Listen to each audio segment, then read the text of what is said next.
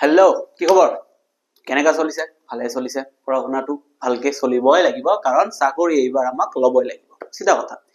বেলেগ একো আমি নাজানো আমাক জাস্ট এইবাৰ চৰকাৰী বহিত নামটো লাগে হয় না নহয় আৰু তাৰ কাৰণে আমাক কি কৰিব লাগিব কষ্ট কৰিব লাগিব আপোনালোকক মই সদায় আপোনালোকৰ কাৰণে ভিডিও দি আছো আৰু মই দি থাকিম যাতে আপোনালোকে চাকৰি পায় আৰু মোৰ মনটো ভাল লাগে ঠিক আছে তো আমি কি কৰিলো ৰিজনিংৰ অলৰেডি তিনটা পাৰ্ট আমি আপলোড দিছো মই ৰিজনিংৰ পাৰ্টখিনি ভালদৰে আপলোড দিব পাৰা নাই একচুয়ালি বহুত বিজি থকাৰ কাৰণে কিন্তু আজি পাৰ্ট 4 আহি আছে আপোনালোকে আজি আপলোড হৈ যাব আপোনালোকে চাব বিন্দাস প্ৰশ্ন আছে বিন্দাস সমাধান কৰিব ভাল লাগিব আপোনালোকক ঠিক আছে তো টাইম ওয়েস্ট নকৰো আমি সিধা সিধি যাও কাৰণ আপোনালোকৰ টাইমটো এতিয়া বহুত বেছি মূল্যৱান এনেকা টাইম ওয়েস্ট নকৰিব বহুত বেছি মূল্যৱান টাইম আপোনালোকে চাই থাকিব ঠিক আছে দিয়া চাব কি আছে চাব এটা A's husband is B এর হাজবেন্ড কোন হয় A যদি আছে ইয়াতে এর হাজবেন্ড যেতিয়া হাজবেন্ড ওয়াইফ রিলেশন তেতিয়া আমি ইকুয়াল সাইন দিতাম এর হাজবেন্ড কি এর হাজবেন্ড ইজ B B এর হাজবেন্ড তো B যদি হাজবেন্ড হয় A কি হবে ওয়াইফ ওয়াইফ আমি নেগেটিভ সরি লড়া হলে পজিটিভ দিম ঠিক আছে সরি এটা কোশ্চেনটো অকনমান বেলেগকে বুঝিছে A's husband is B's father ঠিক আছে A's husband is B's father বীর বাপেক কোন আমি না জানো ঠিক আছে বীর বাপেক কোন আমি না জানো ঠিক আছে বীর বাপেক কার হাজবেন্ড এ এর হাজবেন্ড এ আছে ইয়াতে এ মাইনাস এটু হবে বীর বাপেক এটু হবে প্লাস এস হাজবেন্ড ইজ বিস ফাদার বীর ফাদার এর হাজবেন্ড ঠিক আছে এতিয়া বীর ফাদার মোর হাজবেন্ড হলে সাপোজ কইছো বীর ফাদার যদি মোর হাজবেন্ড হয় তেনে হলে হেতু কি হ'ব বি কি হ'ব মোৰে পুত্ৰ হ'ব বা পুত্ৰী হ'ব ঠিক আছে একো নাই and C's wife is this mother C's wife dear মা ঠিক আছে কি কৈছে ইয়াতে C's wife dear মা কার মা dear মা minus father husband dear মা C's wife dear মা C's wife ঠিক আছে এটো আমি ইয়াতে রাখলো কারণ ইনফরমেশনটা আমি ইয়াতে এড কৰিব নোৱাৰিম ঠিক আছে কি কৈছে C is the son of A and B C car son A আৰু B ৰ son sorry C is the son of A C is the son of A C car son A ৰ son C হয় A ৰ son C is the son of A C is the son of A C is the son মানে plus এতিয়া মই এটু তাতে ইয়াতে লম C যদি ইয়াতে থাকে ইয়াৰ ওয়াইফ কোন ফালে হ'ব এইফালে হ'ব ইয়াৰ ওয়াইফ হ'ব এটু আৰু ইয়াৰ পুত্ৰ কি হ'ব D এটু ওয়াইফ এটু পুত্ৰ ঠিক আছে and B is the sister of C B is the sister of C B C ৰ sister ultimately বুজাই গৈছে এটু হাজবেন্ড এটু ওয়াইফ হাজবেন্ড ওয়াইফৰ পুত্ৰ ইহতে কি ভাই ব্রাদার হ'ব B is the sister B যদি sister হয় B মাইনাস হ'ব ইহতে ভাই ভনী বাপেকৰ পুত্ৰ মাকৰ পুত্ৰ তাৰ মানে আলটিমেটলি হাজবেন্ড ওয়াইফৰ পুত্ৰ হলে কি ভাই ভনী হ'ব সিধা কথা মই বাপেকৰ ফালৰ পৰা দিছো মাকৰ ফালৰ পৰা দিছো আলটিমেটলি বস্তুটা একে বুজি আছে ঠিক আছে B is the sister of B how D is related to A how D is related to A এতিয়া D এর কি হবে ঠিক আছে D এর কি হবে ঠিক আছে D এর কি হবে based on the given statement ঠিক আছে D এর কি হবে D এর মা এটু D এর মা মার হাজবেন্ড কি হবে D এর বাপেকৰ মা কি হবে দাদি বা আইতা বা গ্ৰ্যান্ডমাদাৰ ঠিক আছে গ্ৰ্যান্ডফাদাৰ নহব এ টু মাইনাস আছে মানে ছোৱালীৰ কথা কৈ আছে গ্র্যান্ডসন নহব ফাদার নহব how D is related to A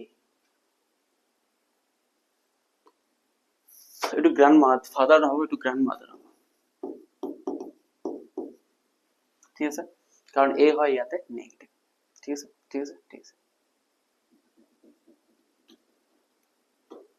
ধরিয়া এটু গ্র্যান্ডমাদার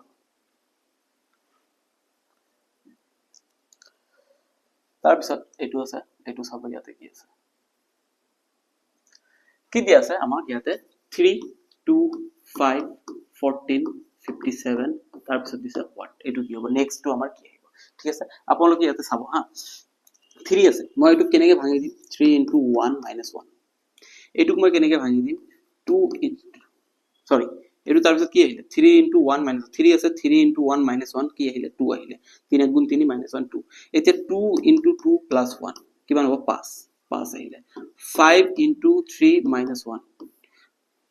এবাৰ into 1 এবাৰ into 2 এবাৰ into 3 এবাৰ into 4 ঠিক আছে -1 plus 1 -1 5 into 3 15 15 পৰা 1 গলে 14 ঠিক আছে এবাৰ into 3 হল এবাৰ into কিমান হ'ব 4 এবাৰ -1 হৈছে এবাৰ কি হ'ব +1 14 পূৰণ 4 56 56 + 1 57 এবাৰ ইনটু 4 হৈছে এবাৰ ইনটু কিমান হ'ব এবাৰ ইনটু 5 হ'ব -1 হ'ব ঠিক আছে আৰু এইটো কিমান হ'ব 284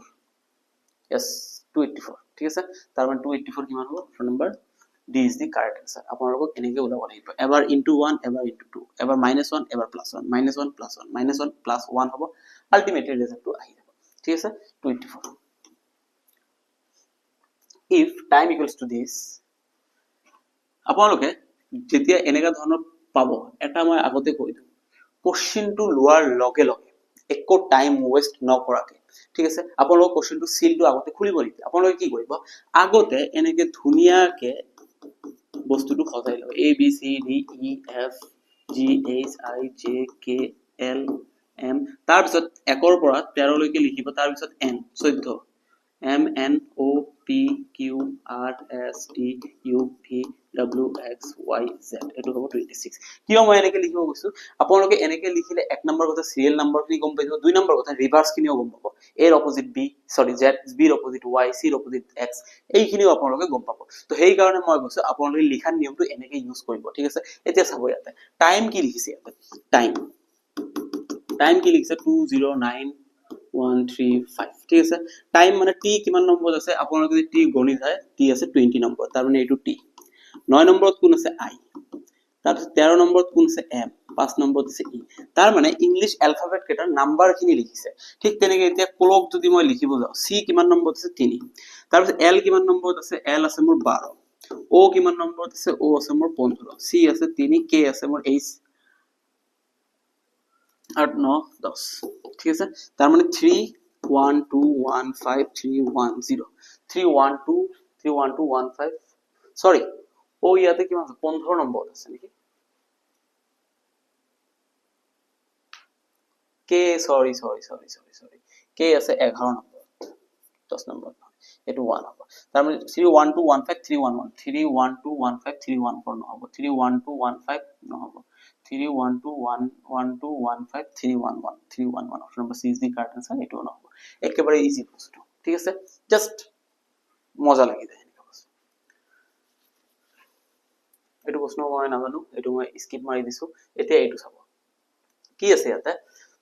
Any of the following given words in the sequence which they occur in dictionary আপোনালোকে যেতিয়া কিবা এটা ওয়ার্ড উলাব যাব তেতিয়া আপোনালোকে দেখা পাব যে alphabetical সিরিজলি আছে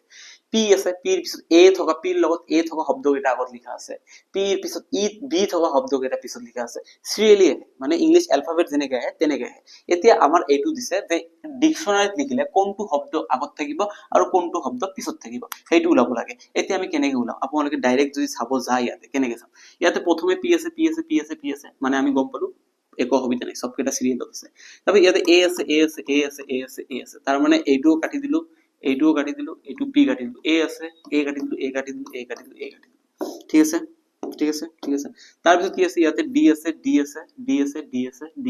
সবকেটা d আছে একো অসুবিধা নাই আকৌ d কাটি দিলো তার মানে এতিয়া লৈকে আমি সিরিয়াল নাম্বাৰখিনি পোৱা নাই ঠিক আছে এতিয়া চাও ইয়াতে e আছে ইয়াতে কোন আছে i আছে ইয়াতে ই আছে এইটো আই আছে আৰু আই এৰ আগত ই আহে তাৰ মানে আমি গম পালো এইটো লাষ্টত আহিব ই কেটা আগত আহিব তাৰ মানে 4 নম্বৰটো মোৰ লাষ্টত আহিব 4 নম্বৰ মই লাষ্টত আহিছো একো আপত্তি নাই তাৰ পিছত চাও এতিয়া লাষ্টত চাওকচোন ইয়াৰ লাষ্টত 4 আছে ইয়াৰ লাষ্টত 1 আছে 3 আছে 4 আছে তাৰ মানে হয় এইটো आंसर হ'ব নহলে এইটো आंसर হ'ব এইটো হ'ব নোৱাৰে সিধা কথা একেবাৰে ইজি প্ৰশ্ন হয় তাৰ পিছত চাও এতিয়া ইৰ কাম গল এতিয়া ই গল আই গল এটো তো আমি গল ক্যান্সেল আউট হৈ গল ই লাষ্টত গল গুছি গল এতে ই আছে মই ই কাটি দিলো তাৰ পিছত চাও ইয়াতে কি আছে ইয়াতে y আছে ইয়াতে m আছে তাৰ মানে মই গম পালো এটো লাষ্টত যাব y লাষ্টত থাকে ইয়াতে m আছে r আছে ইয়াতে r আছে তাৰ মানে মই কি গম পালো যে এইটো লাষ্টত যাব কোন যাব লাষ্টত 1 4 কারণ ইয়াতে লাষ্টত যাব এইটো কাটি দিলো কারণ y আছে y তো এনেও লাষ্টত থাকিব সকলোৰে y এর আগত অ্যালফাবেটটা আহি যাব z থাকিলে মই z লাষ্টত দিলো z নাই ঠিক আছে এতিয়া এইটো লাষ্ট এতিয়া মোৰ থাকিল গুণ m আছে ইয়াতে r আছে ইয়াতে r আছে ইয়াতে r আৰু r সেম আছে কিন্তু m r ৰ আগত আহিব m আগত r আহিলে 2 নম্বৰটো ফাৰ্স্ট পজিশনত থাকিব 2 নম্বৰটো ফাৰ্স্ট পজিশনত থাকিব ঠিক আছে এতিয়া চাওকচোন 2 নম্বৰটো ফাৰ্স্ট পজিশনত 2 1 4 ইয়াতে 5 আছে 5 নম্বৰটো কেতিয়াও ফাৰ্স্টত আহিব নোৱাৰে ঠিক আছে তাৰ মানে কি হ'ব 2 1 4 মিলি গৈছে 2 নম্বৰটো ফাৰ্ষ্টত থাকিব কাৰণ ইয়াতে m আছে ই ফাৰ্ষ্ট পজিশন পাই গল ঠিক আছে ফাৰ্ষ্ট পজিশন পাই গল ইয়াতে 5 3 আছে থাকিব দিয়ক আমাৰ লগত কোনটো মিলিছে 2 ইয়াতে দুটা থাকিব 1 4 2 1 4 2 1 4 বাকি এটা চেক কৰি সমান নষ্ট কৰাৰ দৰকাৰ নাই option number A is the correct answer ঠিক আছে আহা গৈছো আপোনালোকে বুজি পাইছে আৰু এনেকৈ কৰিব লাগিব পৰীক্ষাত টাইম ওয়েষ্ট নকৰিব এই দুটা উলিওৱাৰ মোৰ একো প্ৰয়োজন নাই মই উত্তৰ পাই গৈছো কিয় মই আৰু টাইম ওয়েষ্ট কৰিব এটো চাব ইয়াতে কি দিছে যে এটা ঘনক প্ৰস্তুত কৰা হৈছে লুডু গুটি ডাইসটো যেনেকা হয় ডাইসটো ঘনক প্ৰস্তুত কৰা হৈছে আৰু পাতখন ভাঁজ কৰি গঠিত ঘনকত বি দেখুৱা হৈছে ভাঁজখন খুলি দিয়া হৈছে বি দেখুৱা হৈছে ঠিক আছে বিৰ বিপৰীত মুখখন কোন থাকিব বিৰ অপোজিটত কোন থাকিব ইয়াতে ঠিক আছে আপোনালোকক যদি এনেকা কেতিয়াবা চিত্ৰ দেখা দিয়ে আপোনালোকে সদায় এটা বস্তু মাইন্ড কৰিব যে এনেকা বস্তু কেনেকৈ সমাধান কৰিব লাগে ঠিক আছে ডাইৰেক্ট চাব কেনেকৈ বিৰ অপোজিটত থাকিব এফ কাৰণ বি এইফালে ওলাই আছে তেনেহলে বিৰ অপোজিটত কোন আহিব এফ আহিব জিৰ অপোজিটত আৰ আহিব আৰু এইচৰ অপোজিটত সি আহিব একেবাৰে ইজি প্ৰশ্ন হয় একেবাৰে ইজি প্ৰশ্ন যেটো সাইডত ওলাই থাকিব হেতুৰ অপোজিটত আহিব এইটো সাইডত ওলাই থকাটো এটা গ্যাপ মাৰি এইটো আহিব জিৰ অপোজিটত আৰ আহিব এইচৰ অপোজিটত সি আহিব তেনেহলে মোক প্ৰশ্ন কি হৈছে বিৰ অপোজিটত কোনটো আখৰ থাকিব বিৰ অপোজিটত এফ আখৰটো থাকিব option number A is the correct answer ঠিক আছে আপোনালোকে এনেকৈ গম পাব লাগিব বস্তুটো ঠিক আছে এটা গ্যাপ মাৰি এটা আহিব লাগিব এটা গ্যাপ মাৰি এটা আহিলে এটা গ্যাপ মাৰি এটা যাব লাগিব একেবাৰে ইজি প্ৰশ্ন ইয়াতে ইজি প্ৰশ্ন মোক লাগিছে যে নহয়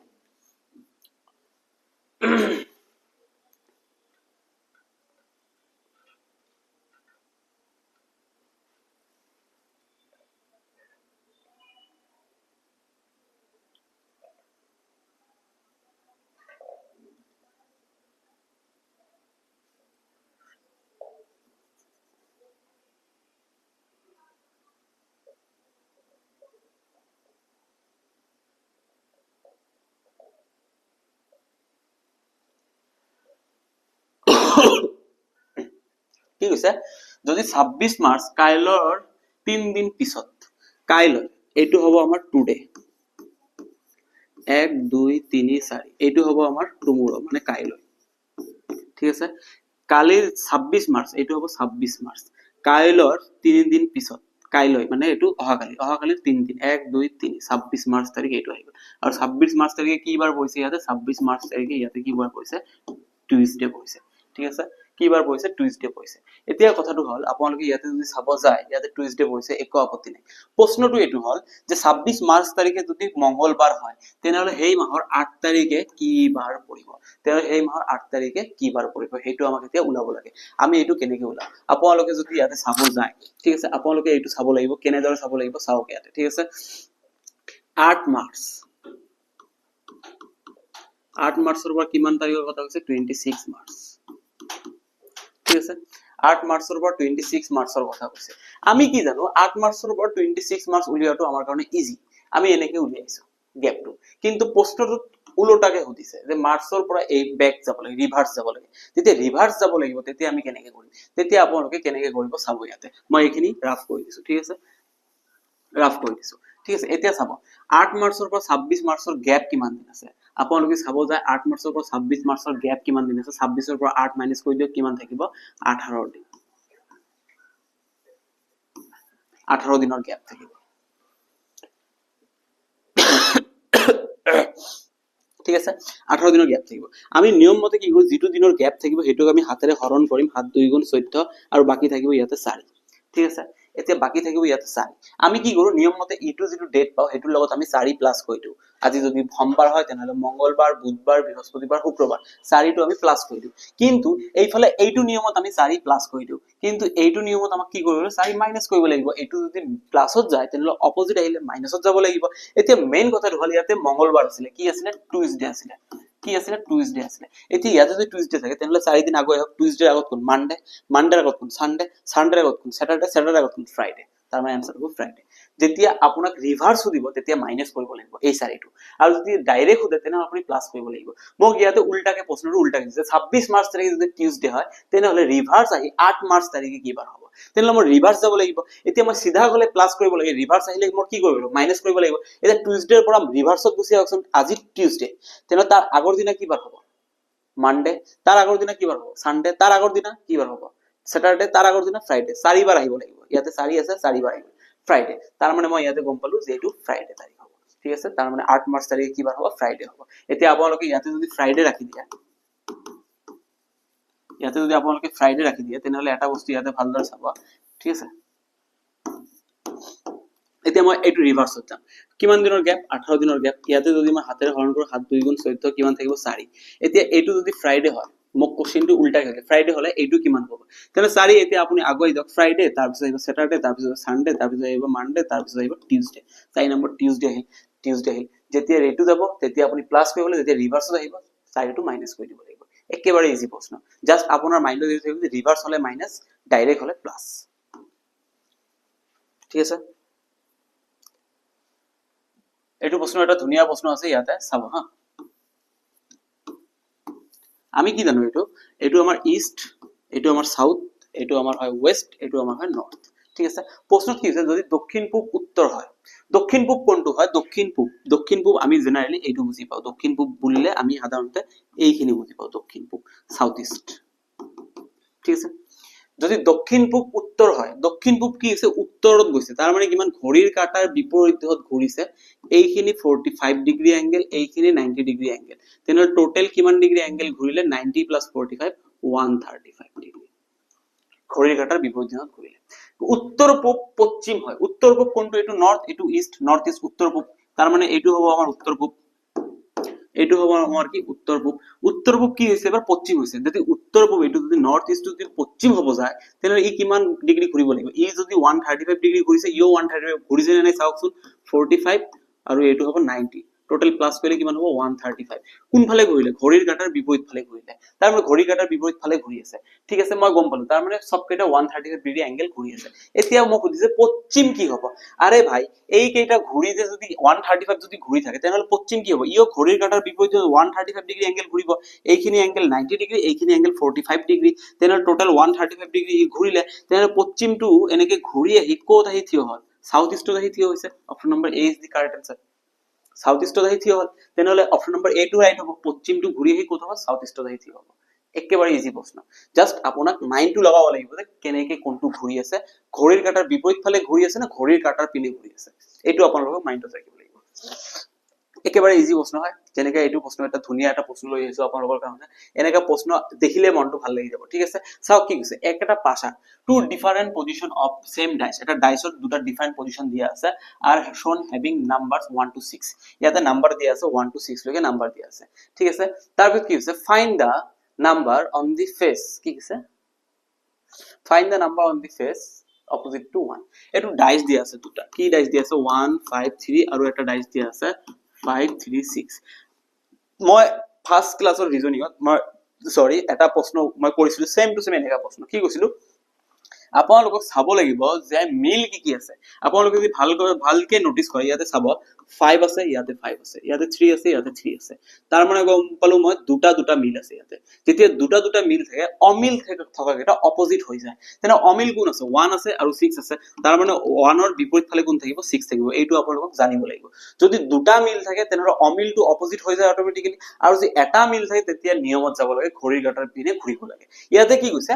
কৈছে মই ডাইস দুটাৰ ফটো দেখাৰ লগে লগে মই গম পালো যে দুটা মিল আছে 5 3 ইয়াতে 5 3 দুটা মিল থাকিলে অমিল কোন আছে 1 আৰু 6 তাৰ মানে 1 ৰ বিপৰীত ফালে 6 আছে মোক প্ৰশ্নত কি সুধিছে যে অপোজিট দা ফেস শোইং 1 ৰ বিপৰীত ফালে কোন আছে 6 আছে option number D is the correct answer একেবাৰে ইজি প্ৰশ্ন ইয়াতকে ইজি প্ৰশ্ন নহয়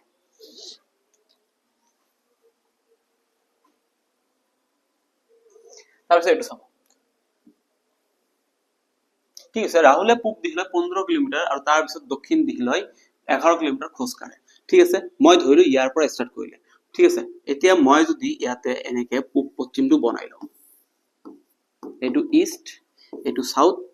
এইটো ওয়েস্ট এইটো হ'ব নর্থ এতিয়া কৈছে ৰাহুলে কোৰ পৰা স্টাৰ্ট কৰিলে মই অলৱেজ ৰাহুলক সেন্টাৰৰ পৰা স্টাৰ্ট কৰিম ৰাহুলে কি কৈছে পূব দিশলৈ 15 কিলোমিটাৰ গতি কৰিলে মই এটা আইডিয়া কৰি ললো 15 কিলোমিটাৰ ইমান দূৰলৈকে আহিলে 15 কিলোমিটাৰ আৰু অকনমান বঢ়াই দিছো ঠিক আছে এইটো 15 কিলোমিটাৰ খোজ কাঢ়িলে পূব দিশলৈ আহিলে আহাৰ পিছত কি কৰিলে তাৰ পিছত দক্ষিণ দিশলৈ 11 কিলোমিটাৰ খোজ কাঢ়ে এতিয়া পূব দিশৰ পৰা দক্ষিণ মানে কোনফালে যাব তলফালে 11 আপোনালোকে এইখিনি তো আপোনালোকৰ এটা সেন্স আছে যে যদি আপুনি আইডিয়া কৰি 15 কিলোমিটাৰ ইমানখিনি লৈছে তেনে 11 কিলোমিটাৰতকৈ অলপমান সৰু ল'ব লাগিব মই অকনমান সৰু লৈছো এইখিনি আইডিয়া তো আপোনালোকৰ আছে 11 কিলোমিটাৰ 15 কিলোমিটাৰ পূব ফালে তাৰপিছত 11 কিলোমিটাৰ দক্ষিণ ফালে ওকে নো প্ৰব্লেম আকৌ পশ্চিমলৈ ঘূৰি 10 কিলোমিটাৰ আকৌ পশ্চিম ফালে ঘূৰি কিমান গ'ল 10 কিলোমিটাৰ গ'ল 11 পৰা 10 কি হ'ল অকণমান কম দিব লাগিব এইখিনি আইডিয়া আপুনি কৰি ল'ব ইয়াতে আহিলে পশ্চিম ফালে ইয়াৰ পৰা পশ্চিম ফালে কোন হ'ব এইফালে পশ্চিম ফালে আহিলে ওকে নো প্ৰব্লেম